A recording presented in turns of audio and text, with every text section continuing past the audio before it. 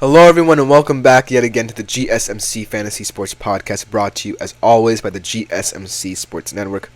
We are just about to get into our only fantasy hockey segment of the day, but before we do that, I do want to remind you guys yet again to, if you do feel so inclined, please consider leaving a tip or donation at the link gsmc.cloud. It is a huge support to both me, my fellow podcasters, and ultimately the network as a whole, so anything you leave is greatly appreciated. But let's jump right into our only fantasy hockey segment of the day, and it should be a good one. I think that this 2024 NHL draft class is very interesting to look at because they're more developmental prospects than, say, generational superstars. And the thing that what makes hockey so special is that you have drafts where you can immediately see the generational talent and how they can fit scheme-wise into different teams. But drafts like these really prove that hockey is a very developmental sport. You can't just throw 18 and 19-year-olds out onto the ice and expect them to skate at a high level all of the time. And so, looking at this draft class, analyzing this draft class, I'm very intrigued to see how all of these players pan out, especially those who are on the younger side, due to the fact they're not necessarily as well polished as players in past drafts. And so, without further ado, let's jump right into the rookies, who I believe will positively impact your fantasy season and the upcoming NHL season in a good manner. Starting off with our number one overall pick, Macklin Celebrini, going to the San Jose Sharks. Boy, do they desperately look like they need help. But Macklin Celebrini looks like a player who, if anyone in this draft class is most NHL ready, he looks like a star. People are discussing his role in the Sharks already. And the Sharks are an interesting team to analyze as well because of the fact they feel as if they're a team that's trying to live in the past with some of the players they have, like Logan Couture. They brought back Barclay Goodrow to kind of add the defensive depth at the center and wing positions. And you have a guy, Mikael Granlund, who's been there, done that, but he doesn't really fit the profile of a high-level center and skater. So Macklin Celebrini, the young center, comes into the Sharks kind of to add that dynamism to that forward line, because as this Sharks team is looking to rebuild and retool, they need someone who just has that younger energy to them, because the Sharks are still living off of the early 2010s. They were making runs to the Stanley Cup Final. They had guys like Joe Pavelski, Thornton, Burns, more defensive identity, right? And so going out, drafting Macklin Celebrini number one overall proves that A, they're done living in the past, they're done focusing on building around a more defensive identity, and B, they realize they need a young face to this team, because right now, Logan Couture being one of your top profile centers is not it right now. In terms of fantasy, I think Macklin Celebrini can compete to be one of the top rookie centers in this class right away in terms of where you draft him in fantasy. I think a 60-point season is not out of the question. He's a very versatile player, and surrounded by experienced top-line players will help him. And it's not far-fetched to think that on a team of role players and vets, Macklin Celebrini can be a focal point. I know it's kind of dangerous to place that much weight on a young player, especially a young teenager, at this level of competition, but Macklin Celebrini looks like he could handle it. Now, in terms of where he is as kind of a prospect, both as a rookie and in fantasy, he's no Connor Bedard. Connor Bedard, he was seen as a very high-profile player, kind of a rung below McDavid's of the world, the generational talents, but Bedard was right in that middle tier of between solid top-line player and then a crazy good generational talent like Connor McDavid. So Macklin Celebrini is kind of in the middle range with Bedard, but seen kind of as someone who's not going to be responsible to carry as much of the load as a Connor Bedard. However, he is viewed to have a top 6 role, so make of that what you will. Because if you're drafting someone in fantasy who's on a team like the Sharks, who's not projected to be a contender for at least several more years, you have to consider the fact that at least one of their players is going to have a tremendous season due to their ineptitudes in certain areas. And so I feel like Macklin Celebrini is going to be that guy. I truly think that having a younger, energetic center will really revitalize this team.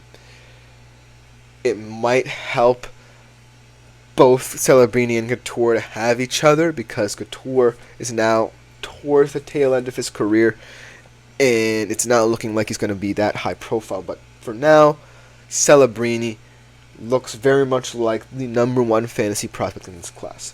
Now let's move to a different profile player, Artyom Levshunov, going to the Blackhawks. And the Blackhawks are also another weird team, especially in the defensive area that Levshunov will step into.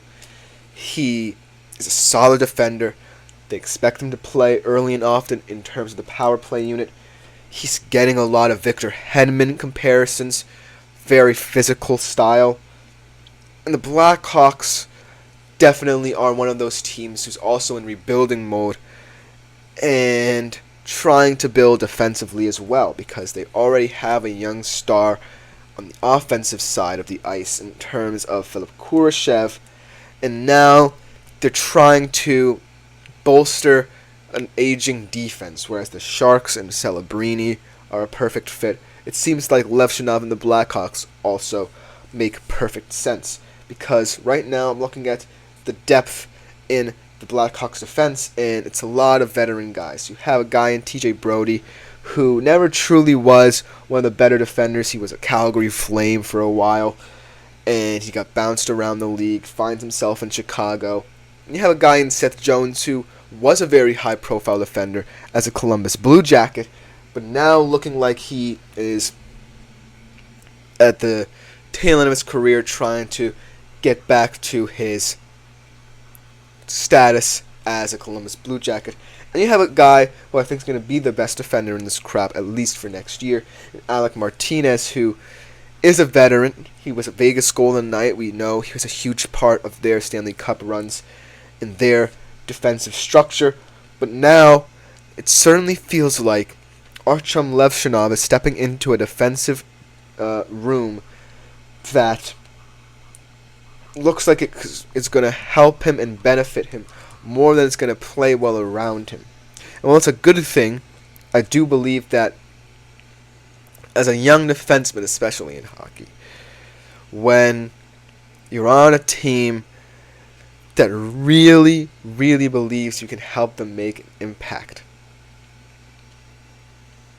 it's going to be a ton of pressure to see how he fits with guys who've been there and done that. Because as a team like the Blackhawks, you know what success looks like, but you also know that you know what experience looks like, and you know what experience looks like when it ages. And going out and making these moves for these guys like Brody, Jones, and Martinez, while could be seen to be shrewd, can also be a detriment to seeing what you have in Levshunov. And I think that's what, at this point in time, the Blackhawks really need to do. I feel like they need to immediately shepherd Levshunov into a first defensive unit, see how he does in the power play units, see how he melds with an experienced core before deciding the future of some of these players.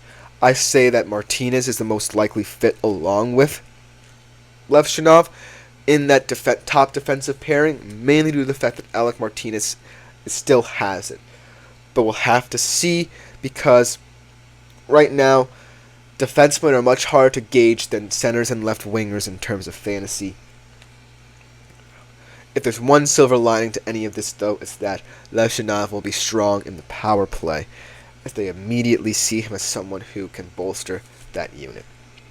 But in terms of those top two picks, you have two very different guys, very different positions, very different aspects that they can affect in terms of fantasy. One is going to be a point scorer, the other very much going to be a hit-dominant, power play, plus-minus kind of guy. Now for a player who outside of the top two, I think is going to shine because he's on a team that definitely looks like it's ready to take the next step towards being a contender in Anaheim. Bennett Senecki. He's a right winger going to the Ducks at number 13 overall.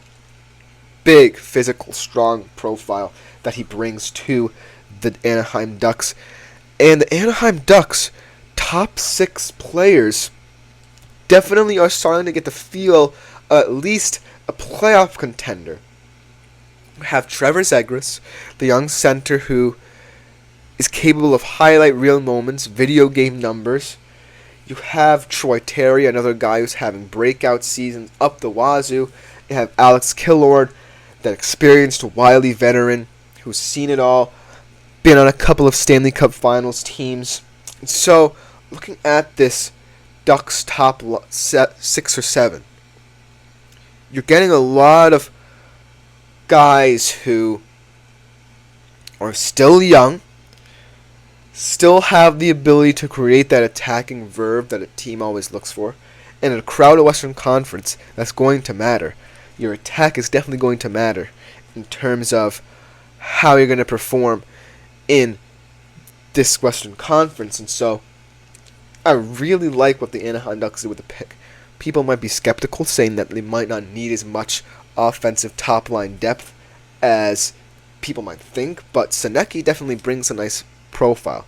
He's not necessarily a goal scorer, but he's someone who can be a quote-unquote goon in a sense. And while you're not going to score goals, he's going to get a lot of hits. He's going to get a lot of good plus-minus. He's going to be very effective in terms of the face-off, very aggressive in terms of the forecheck. And that profile certainly can translate to certain fantasy leagues, especially if you're playing in points or categories leagues in fantasy hockey. But that should just about do it for the segment. Hope you guys enjoyed this little deep dive into the 2024 NHL draft class. It's definitely looking to be like a very interesting prospective class. And hopefully you guys can take something away from that. But coming next, we'll be dissecting the DeMar DeRozan trade to the Sacramento Kings. How will that affect the Western Conference and the Kings as a team overall? We'll be right back to discuss that on the GSMC Fantasy Sports Podcast.